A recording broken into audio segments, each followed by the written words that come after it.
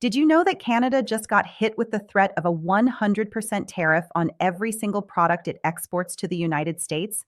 And here's the twist. The man making the threat is the same US president who told Canada to make the deal that triggered it. Confused? You're not alone. In the past 72 hours, we've witnessed a geopolitical explosion unlike anything seen before in US Canada relations. What started as a simple trade agreement between Canada and China has now spiraled into a full blown international power struggle. And at the center of it all, two men, Donald Trump, former US president and current global disruptor, and Mark Carney, Canada's Prime Minister, who just gave a speech in Davos that shook the foundations of international diplomacy. Trump is calling Canada ungrateful. He's threatening to economically crush the country. And now, he's even revoked Canada's invitation to what he calls the most powerful board of global leaders in history.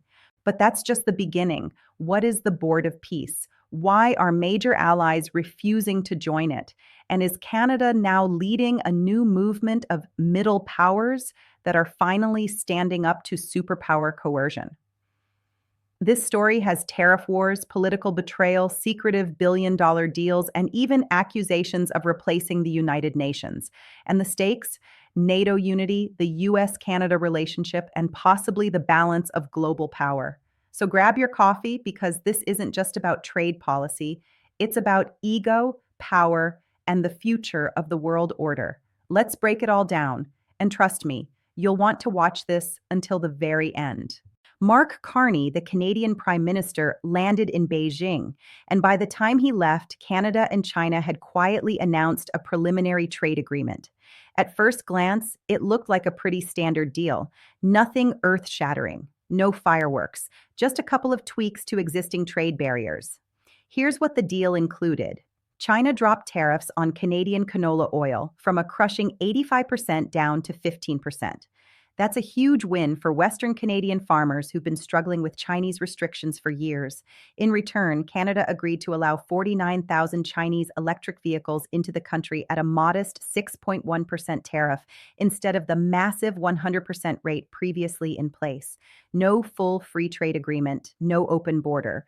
Just a targeted deal designed to repair strained trade ties and help both economies during a turbulent global period.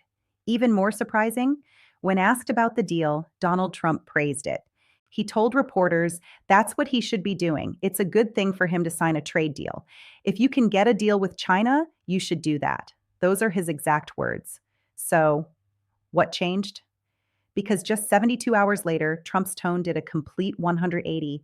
He went from praise to punishment, from support to threats of total economic retaliation. The question is, why? Why would the former US president first encourage Canada to do something and then threaten to destroy its economy for doing exactly that? The answer isn't in the trade deal. It's in what happened next, in Davos. Because just a few days after that China deal was announced, Mark Carney stepped onto the world stage and delivered a speech that would ignite a firestorm, not just with Trump, but across the entire global diplomatic arena. A speech that didn't just defend Canada, it challenged the superpower order itself. And that's where everything begins to unravel. Let's break down what really happened in Davos and why it's sending shockwaves around the world. At this point, the timeline gets bizarre. Just days after Canada's modest trade agreement with China was announced, Trump publicly supported it. He told reporters that's what he should be doing. He literally said, if you can get a deal with China, you should do that. No warnings, no threats, just encouragement.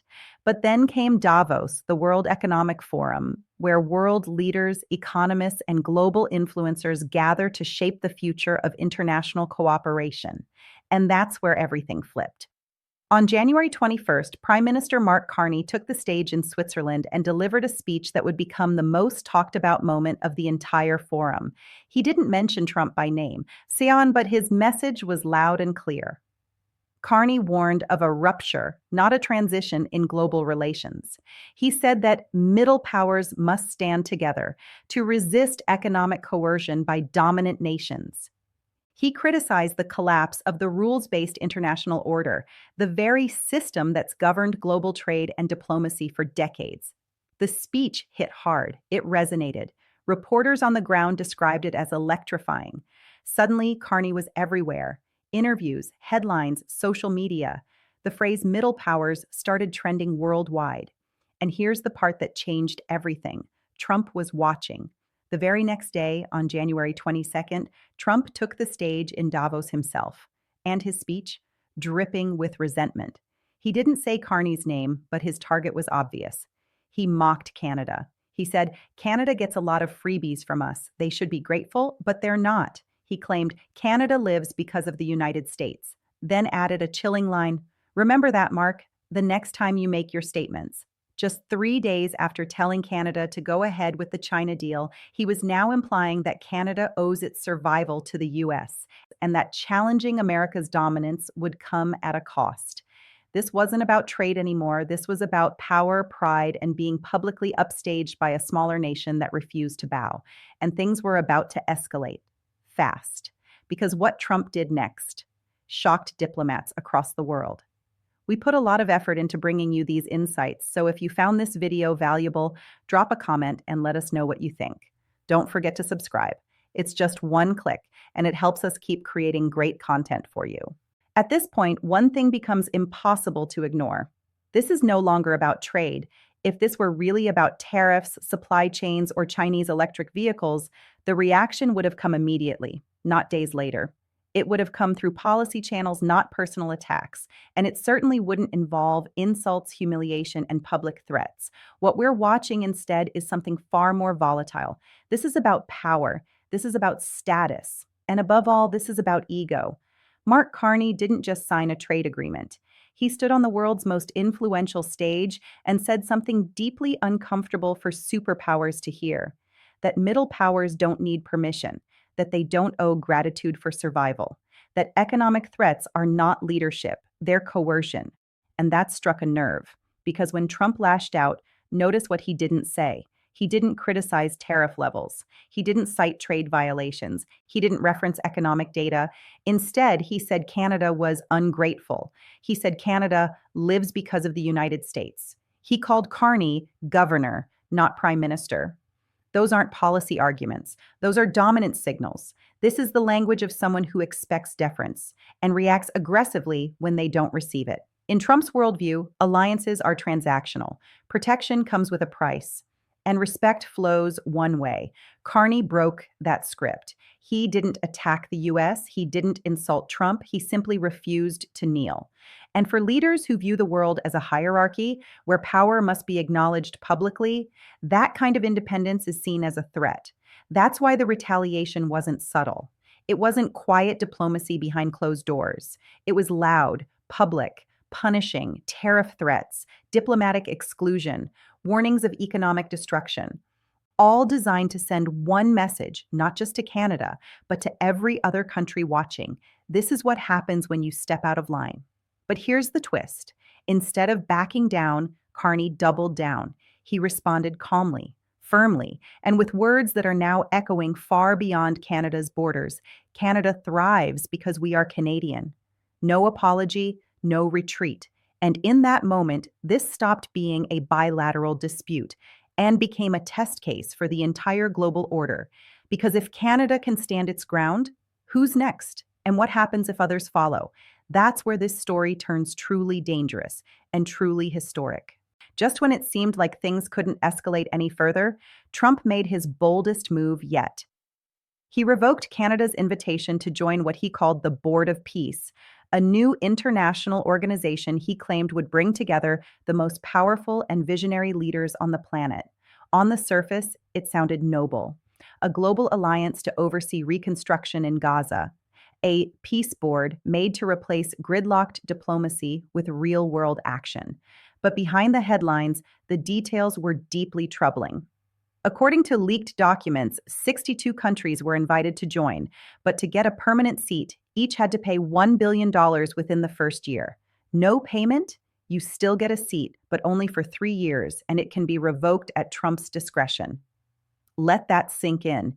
This isn't a peace initiative. This is a pay-to-play global power club, and Trump sits at the top. The charter states that Trump would personally chair the Board of Peace. He can only be replaced if he resigns voluntarily or if he's declared incapacitated by a unanimous vote from the executive board, a board that includes his own son-in-law, Jared Kushner, and longtime loyalists like Marco Rubio and Steve Witkoff. It's not a multilateral institution. It's a private power structure wrapped in diplomatic language. And here's what really raised alarms. Trump claimed the money would be used to rebuild Gaza, but when pressed by reporters, especially about where the money would actually go, he dodged the question. The White House later clarified there's no cost to join, but the $1 billion shows deep commitment to peace. Translation, it's not mandatory, but if you don't pay, you don't stay. And the world noticed. France, Germany, the UK, and other traditional allies said no. They questioned the transparency, legality, and purpose of the entire initiative. And right as they backed away, Russia stepped in. Putin offered to join and even proposed using frozen Russian assets in the US to pay the $1 billion. Now think about that.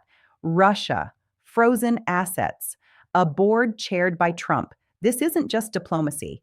This is a game of thrones with billions of dollars, global influence, and legitimacy on the line. And Canada's removal from this board, that wasn't punishment. It was a warning to the world. Trump's diplomatic offensive didn't stop with Canada. In fact, it soon rippled through the entire NATO alliance, sending shockwaves across the globe. In his speech at the World Economic Forum in Davos, Trump took aim at NATO, America's most vital military alliance. And the remarks were nothing short of inflammatory. He dismissed NATO's value, claiming that the U.S. had done far more for NATO than any other country in the alliance. He argued that NATO allies had contributed little to the common defense except for some token participation in Afghanistan. In essence, Trump's message was clear. America doesn't need NATO as much as NATO needs America. But that's where things took a very personal turn. Trump's comments weren't just political, they were an insult to the lives lost in service of that very alliance. Prince Harry, who served in Afghanistan, quickly shot back. In 2001, NATO invoked Article 5 for the first time in history. We stood by the US when they were attacked, and I personally lost friends there. He wasn't alone in his condemnation. The UK's Prime Minister, Keir Starmer, issued a scathing rebuke. He called Trump's comments insulting and appalling. If I had said something like that, I would certainly apologize, he added, making clear that NATO countries had sacrificed blood for each other in Afghanistan and beyond. In fact, more than 3,500 NATO troops died in Afghanistan, including 457 British soldiers and 150 Canadians, many of whom died fighting side by side with the U.S. in the most dangerous regions of the country. The outrage didn't stop there. Poland's Prime Minister Donald Tusk and multiple European leaders joined the chorus of criticism, reminding Trump that the sacrifices of their fallen soldiers could never be forgotten. Poland's President Andrzej Duda was especially vocal, pointing out how his country's troops had given everything for NATO's mission. And the world's reaction? It was fierce. People weren't just angry about Trump's disrespect for the alliance. They were worried about the future of NATO itself. The implications were huge. If the US president didn't value the alliance and its sacrifices, why should the Europeans continue to contribute their troops, their resources, and their trust? At the heart of it was a larger question, a question that echoed across Europe and North America. If the US no longer respects its allies, can NATO survive in its current form? It was a direct challenge to the global order Trump himself had helped shape. And it wasn't just about words anymore. It was about trust. And when trust erodes, alliances crumble. In the face of Trump's insults and threats, Canada could have easily backed down. It would have been easier to cave to the pressure, abandon the China trade deal, and quietly accept the junior partner role in the US-dominated world order. But that's not what happened. Instead, Prime Minister Mark Carney made a bold move. He didn't retreat. He didn't apologize. He stood his ground. In response to Trump's blistering attacks, Carney issued a statement that sent a clear message to the world. Canada does not live because of the United States. Canada thrives because we are Canadian. Those words were not just a defense of Canadian sovereignty, they were a declaration of independence in global affairs. Carney wasn't just protecting Canada's interests, he was speaking for every middle power around the world, from Norway to Australia, that's tired of being bullied by superpowers. Canada's stance was clear. It would no longer accept being treated like a dependent nation, especially when it comes to issues of economic sovereignty and international relations. And this is key. What Carney and Canada are doing goes beyond just defending their own economic interests. It's about a global shift, a new vision for how smaller countries, those that aren't part of the superpower elite, can cooperate and prosper without being forced into obedience. This middle power strategy is resonating with countries around the world that are increasingly seeing the limitations of aligning too closely with the US or China. Canada's message was about resilience. It was about finding alternatives to the old global power structures. In the wake of the Davos speech, Carney didn't just make a fleeting political statement, he started building new coalitions. He's been meeting with European, Middle Eastern, and Asian leaders, emphasizing the need for multilateral cooperation on issues ranging from energy to security to climate change. And while Trump's rhetoric is pushing many away, Carney is embracing these opportunities. The broader implications are clear. Canada is actively diversifying its diplomatic and economic relationships. Carney's speech wasn't just a defiant stand against U.S. pressure. It was a roadmap for smaller nations to create their own alliances, independent of superpower dominance. And as this middle power strategy gains traction, other countries are watching closely. What happens if Canada pulls it off? Could this be the start of a new global order where middle powers rise above the traditional US-China rivalry? One thing is for sure, this battle isn't over yet. As the US-Canada relationship hangs in the balance, the question looms large. What happens next?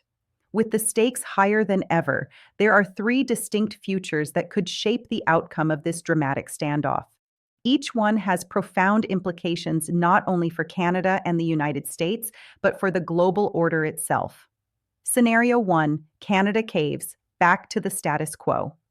The first scenario is the most straightforward, and perhaps the most tempting for Canada in the short term. Canada backs down. Faced with continued threats of massive tariffs, the withdrawal of trade privileges, and increasing pressure from the US, Carney and his government could choose to abandon the China deal and play it safe. This would mean distancing Canada from China, renegotiating trade terms, and returning to the comfort of US-led global policy. But here's the catch. Carney has staked his political credibility on standing up to Trump. He has positioned himself as a leader of independence and sovereignty for middle powers around the world. If Canada caves now, it risks losing both domestic and international respect. It would also send a signal that smaller nations cannot stand up to the US without severe economic consequences. In short, caving might save Canada's economy temporarily, but at a huge cost to its international standing. Scenario 2, Trump backs down, a diplomatic resolution. In the second scenario, Trump backs down. This might seem like a long shot, but it's not entirely out of the question. Trump's position has been marked by personal ego and international theater rather than consistent policy. If global pressure mounts, from European allies, from Canada's diplomatic network, or from domestic political forces, Trump might rethink his approach. Facing backlash from NATO allies, foreign leaders, and domestic critics, he could drop the tariff threats and accept that Canada's foreign policy autonomy is not a direct challenge to U.S. interests. But this would require Trump to do something he rarely does, back off in the face of public criticism. If this happens, it could reset relations between the U.S. and Canada, at least in the short term. However, it's likely that Trump's ego would make this outcome a rare exception. Scenario 3, a new global model. Canada leads the charge. The third scenario is the most transformative and the most disruptive for the current world order. In this scenario, Canada refuses to back down. Instead, it continues to assert its position as a middle power that is no longer beholden to U.S. dominance. Canada, under Carney's leadership, could solidify its position as a leader of a new global alliance, one that prioritizes independent diplomacy, multilateral cooperation, and economic resilience. Countries that are tired of U.S. pressure and increasingly wary of China might start to look to Canada as a role model. If Carney's vision succeeds, it could lead to a world where middle powers band together to create alternative global structures, shifting away from the US-China binary and toward a more collaborative and less coercive international system. This is the most risky and ambitious outcome, but it could reshape the global order for years to come. As the US-Canada relationship hangs in the balance, the question looms large: what happens next? With the stakes higher than ever, there are three distinct futures that could shape the outcome of this dramatic standoff. Each one has profound implications not only for Canada and the United States, but for the global order itself. Scenario 1: Canada caves, back to the status quo. The first scenario is the most straightforward and perhaps the most tempting for Canada in the short term. Canada backs down. Faced with continued threats of massive tariffs, the withdrawal of trade privileges, and increasing pressure from the US, Carney and his government could choose to abandon the China deal and play it safe. This would mean distancing Canada from China, renegotiating trade terms, and returning to the comfort of US-led global policy. But here's the catch. Carney has staked his political credibility on standing up to Trump. He has positioned himself as a leader of independence and sovereignty for middle powers around the world. If Canada caves now, it risks losing both domestic and international respect. It would also send a signal that smaller nations cannot stand up to the US without severe economic consequences. In short, caving might save Canada's economy temporarily, but at a huge cost to its international standing. Scenario 2: Trump backs down. A diplomatic resolution. In the second scenario, Trump backs down. This might seem like a long shot, but it's not entirely out of the question. Trump's position has been marked by personal ego and international theater rather than consistent policy. If global pressure mounts from European allies, from Canada's diplomatic network, or from domestic political forces, Trump might rethink his approach. Facing backlash from NATO allies, foreign leaders, and domestic critics, he could drop the tariff threats and accept that Canada's foreign policy autonomy is not a direct challenge to US interests. But this would require Trump to do something he rarely does: back off in the face of public criticism. If this happens, it could reset relations between the US and Canada, at least in the short term. However, it's likely that Trump's ego would make this outcome a rare exception. Scenario 3: a new global model. Canada leads the charge. The third scenario is the most transformative and the most disruptive for the current world order. In this scenario, Canada refuses to back down. Instead, it continues to assert its position as a middle power that is no longer beholden to US dominance. Canada, under Carney's leadership, could solidify its position as a leader of a new global alliance, one that prioritizes independent diplomacy, multilateral cooperation, and economic resilience. Countries that are tired of US pressure and increasingly wary of China might start to look to Canada as a role model. If Carney's vision succeeds, it could lead to a world where middle powers band together to create alternative global structures, shifting away from the US-China binary and toward a more collaborative and less coercive international system. This is the most risky and ambitious outcome, but it could reshape the global order for years to come. As we wrap up this deep dive into the US-Canada conflict, one question remains: what does all of this mean for you? While the stakes are incredibly high for nations like the US and Canada, the reality is that what happens in global politics impacts all of us. The decisions made today are setting the stage for a new global order, one where power is divided, alliances are fluid, and middle powers have the opportunity to reshape the way we think about diplomacy and trade. The ripple effect: what's at stake for the average person? For anyone watching this video, you might be thinking, what does this have to do with me? Well, the truth is that these global shifts aren't happening in a vacuum. They will affect everything from trade prices to international security, and they could even influence job markets, global supply chains, and even the way we think about alliances and competition in our everyday lives. If Canada successfully leads the charge for independent diplomacy, you may see other nations, perhaps your own, begin to question the status quo. This could result in a more balanced world where small nations can thrive without constantly being under the thumb of larger superpowers.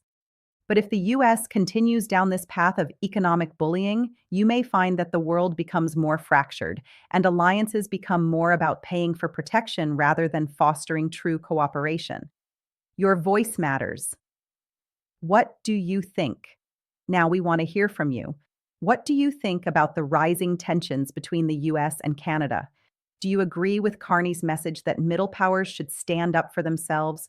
Or do you think Canada should have caved to the pressure and played it safe with the US? Drop your thoughts in the comments below. We love hearing different perspectives, and your voice matters more than ever in a time when the world is rapidly changing. Engage with us. Like, share, subscribe.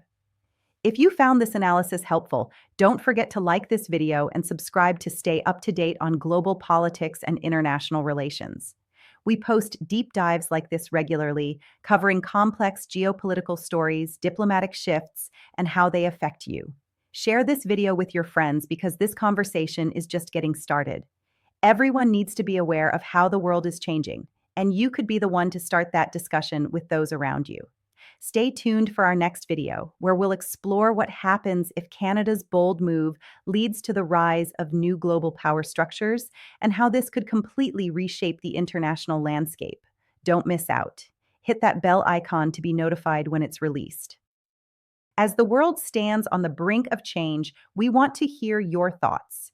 Do you think Canada's move will inspire others to follow suit? Drop a comment below and let's start a conversation. If you haven't already, make sure to watch our previous video. It's packed with insights you won't want to miss. We put a lot of heart and effort into these videos, so please subscribe. It's just one click, and your support means the world to us.